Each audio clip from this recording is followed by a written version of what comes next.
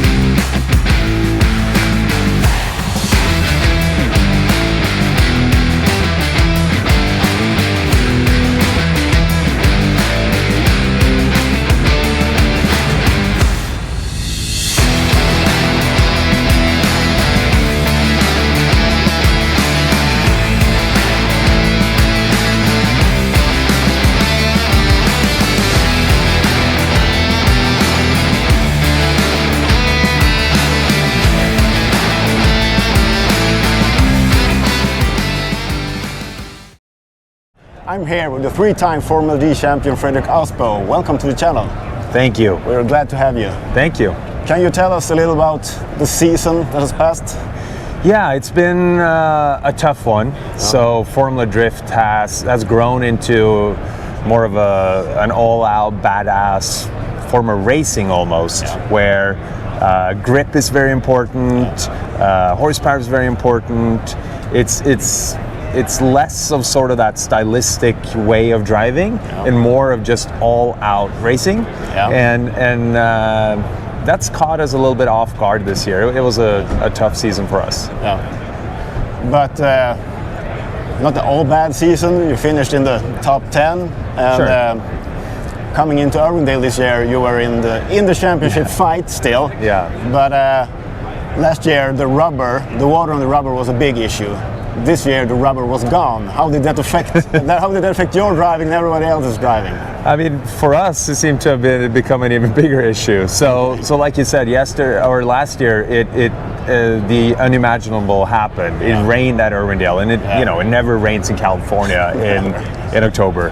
And there's like 20 years of rubber built up on the track, so probably this thick of a layer.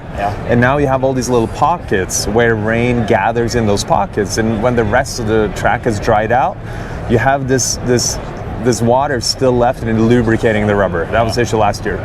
So this year they scraped off almost, or as much as they could, of that rubber. And what happened is it got a lot grippier. So now you have a track that has a lot of banking, a lot of grip in the pavement there, and these cars with these crazy tires that are ultra grippy. So and you had a lot of teams that are greedy, because we all want to be the fastest. And it's very hard for us as a team to dial back the mechanical grip in the cars. So a lot of guys were facing understeer. And I think that probably sounds a little weird to a lot of people that drift cars have understeer, but they have a lot of understeer because there is so much rear grip. It's kind of like a drag car. So it was really down to who could hold back, who could loosen up the car, get back to the basics a little bit. And Nick Novak, who won the round, he did just that.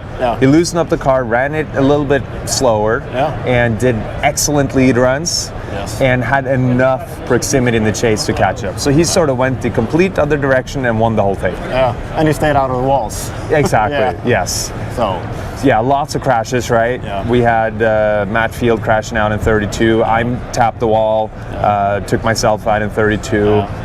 Chelsea DeNofa, nitrous failure. I think Vaughn went into the wall. Went into the wall, Jimmy did. Yeah, Jimmy did. Big time after he got pushed in. So very, it's a fantastic place for drifting, but also a little bit hairy and scary.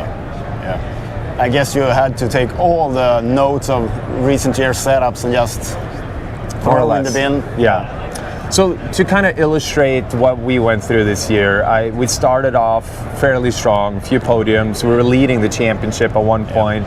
Maybe halfway through, we were in the lead. And then it sort of went downhill. And I think it was a little bit lack of focus from my side, several mistakes on my end. I was a little bit burnt out by mid-season. You know, we did a lot of things back home. My wife's competing now, and I'm sort of spotting and helping her. And just after all these years, it's hard to really stay that sharp. And then we also got a little complacent with our setup. So at Irwindale, we ran slightly less power than years past, and that was the wrong direction, right? That wasn't why we lost out, but it sort of helped this downward spiral of not playing on the offense, but being more defensive, and then not keeping up with the rest. Okay.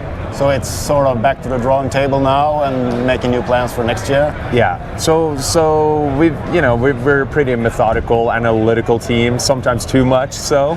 So the analytical plan for this winter is to be less analytical. Okay. So I'm going to go out this winter and just drive a bunch of different cars, basic cars, maybe more of like a shit box. Okay. Just some randomized car. Maybe go to Japan. I have a practice car there that's very basic.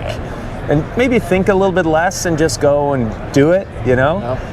Take some time off from racing, take some time off from cars, focus on some other things, and then really ramp up the ice drifting practice before Long Beach. And on the car side, we're investigating ways to find more front grip, ways to add a little more power, ways to build margin into everything we do, so that, let's say when we tap the wall, maybe I won't correct that much, more margin so that I can pull out of high grip situations better. Just sort of that, keep exploring the build. I hope that works out for you. Appreciate it. You mentioned Japan earlier. You are one of the drivers going to the RSR Drift Festival. That's right. In about a few weeks. That's right. Now, I think. Yep. What are you thinking about that? What are you looking forward? Have you been driving Japan earlier? Yeah, so I've been to Japan many times, and I work with RSR, suspension manufacturer out of Japan. We won the FD Asia Championship. No, actually we didn't win it, but we won the overall World Championship in 2015. Part of that was Japanese rounds. I haven't been to Japan since 2020, since before the pandemic. So I'm excited to go back, and this festival is really fun. It's sort of a history lesson of drifting. So you got some of the old school historical D1 cars with Taniguchi, Imamura, Urido's going to be there. I just met Urido around the corner here. So we're going to have some of like the classic cars that inspired a lot of us drifters, and then we'll have more current generation cars. Matt Field's going to be there in a Pro Corvette. Dylan Hughes in a diesel BMW. Oh, in that one? Yeah. Okay. And I'm going to be there in the RSR V8 86, which has a cup motor in it, NASCAR motor. So it's going to be all kinds of different cars, and because of the different competitive level of these cars, it won't just be like a typical tandem competition. It'll be more of like team drift and fun, sort of like parking contests and things like that. So I think it'll be a very cool insight into the history of drifting. Yeah, for sure it will be. A good start for the off season. Yes, exactly. So good luck with everything, with the off season and the upcoming season, and we wish you the best of luck. Thank you very much. Thank you guys. See you on the frozen lakes in Sweden. I'll be out there.